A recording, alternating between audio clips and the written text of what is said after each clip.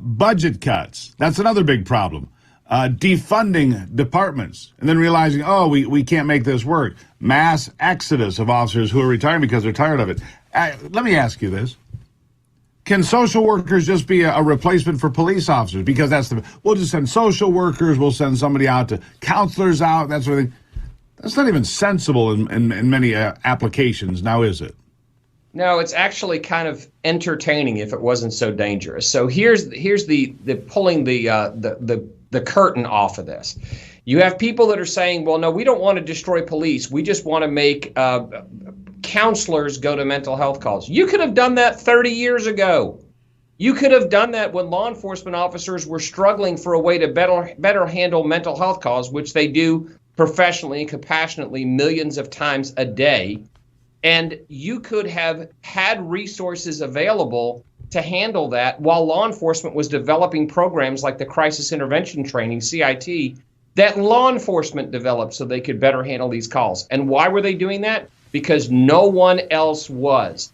So save the lies, save the rhetoric. Law enforcement has been standing in the gap to help people in society that people have ignored from a politician's seat for years. And now you think you can fix the problems and you have no idea what you're doing. Right, and you don't get the good stories. You get the stories about what happened to Tyree Nichols. That dominates the headlines for days and weeks.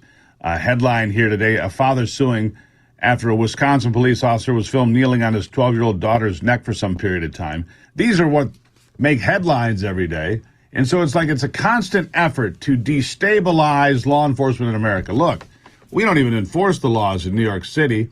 I mean, they'll take somebody in and then send them right back out. Same thing in San Francisco and dozens of other cities around this country. It's embarrassing. You know, if police officers, you say it's tougher to be a police officer. Yeah, because they're not allowed to do their job. Well, you can only arrest if you're in this little narrow, slot. I mean, come on. Either it's on the books or it's not. Either it's illegal or it's not. Stop, if you don't mind me saying, stop handcuffing the police officers from doing their job. Well, there's another trend that I've seen recently, and it's amazing. I just dealt with this in a courtroom. I've represented a little over 165 officers who've been involved in shootings.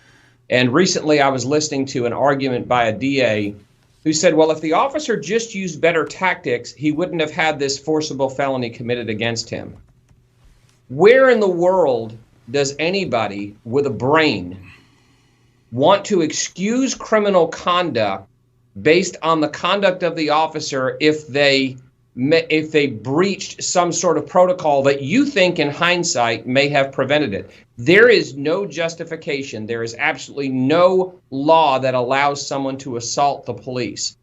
So we've gotten even to a point where people are excusing unlawful conduct by criminals against uniformed law enforcement officers because they're so anti-police. And I'm starting to call people on it. It's ridiculous.